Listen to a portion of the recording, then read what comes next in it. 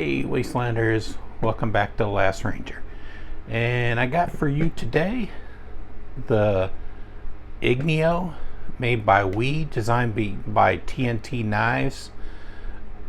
The designer is Tony N. Tietzel. He's German, so I might not be pronouncing that last name right, but that's the TNT Knives. So you should have saw this in a short about a week ago, maybe. This is again, this is the Ignio. They were calling this a like a Wharncliffe and a Tanto blade shape. So they made up a name, a Wharncliffe,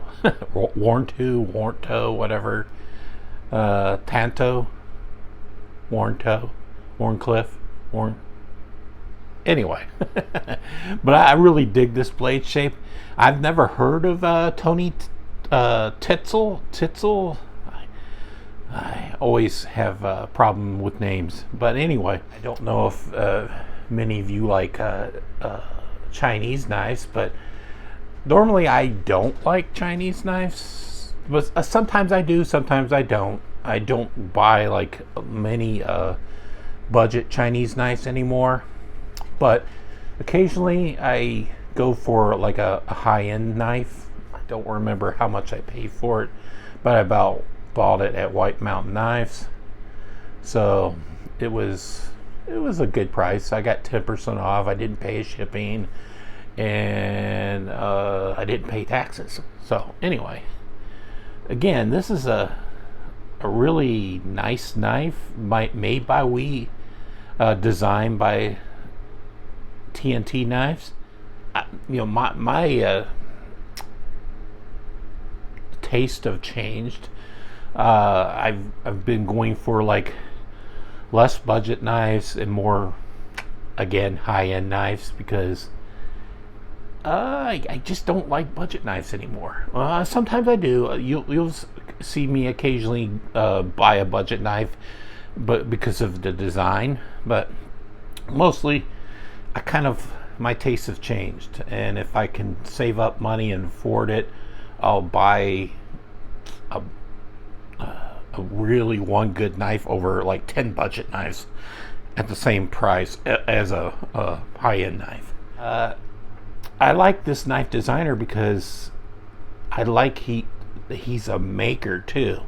So I discovered that he was a maker. He's not just a designer, he's a maker. So, and makers are always first rate in my book over a designer. If you can make a knife, and that's perfect. It's much more important to me as a designer myself, but if you can make a knife, that's superb. So you can check him out, Tony Tietzel or TNT Knives on Instagram. That's where I discovered him, after I discovered his knife. So this is a 20 CV blade steel. So this is a knife that's a frame lock, and it has two opening methods. You can see the flipper tab. It's a really good flipper tab. It really snaps the blade out. It doesn't fail.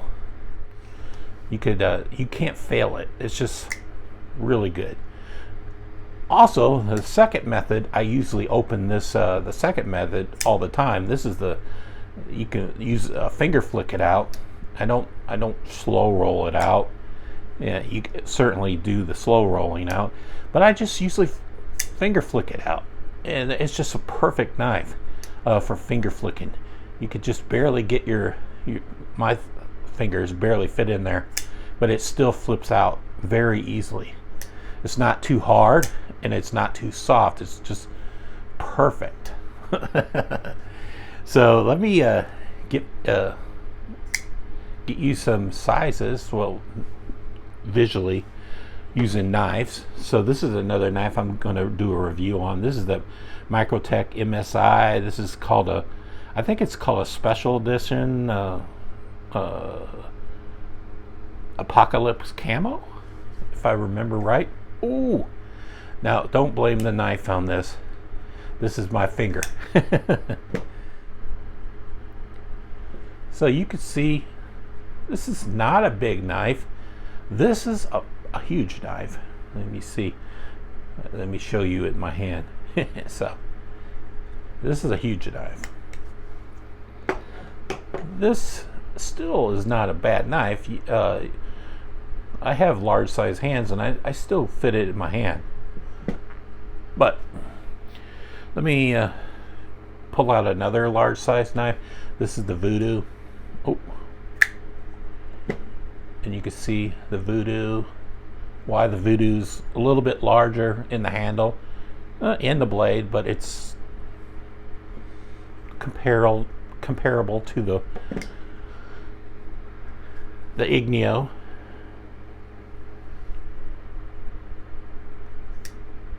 I've had this knife probably 3 weeks to a month.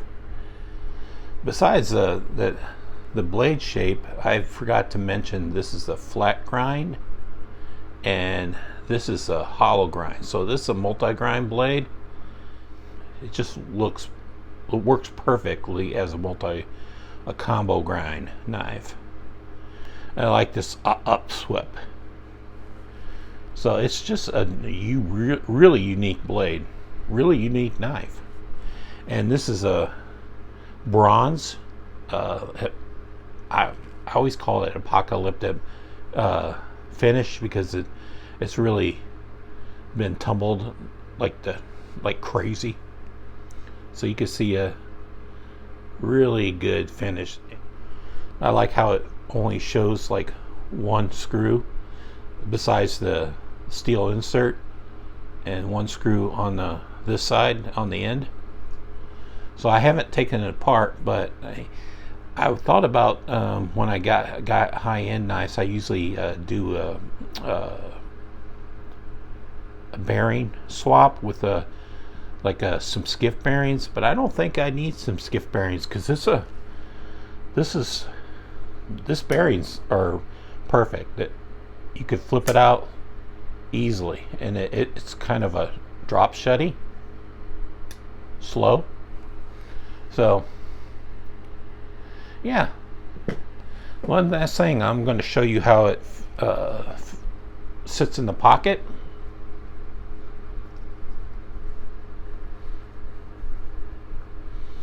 Not that I carry it in the pocket much, but this is how it sits in the pocket. So it's not a deep carry pocket clip, but I don't mind because I always prefer like a milled clip. This is milled titanium like the body, but yeah, this is how it's kind of like a gentleman carry. Gentlemen don't hide their knives. They probably show their knives off. That's what I think. Yeah. All right, Wastelanders, this is all I got for you for now. This is a really good knife. If you don't believe me, check out some reviews out there. I'm sure there's some other reviews out there that is praising this knife. I just think it's a beautiful, innovative knife, if you ask me. So, take care.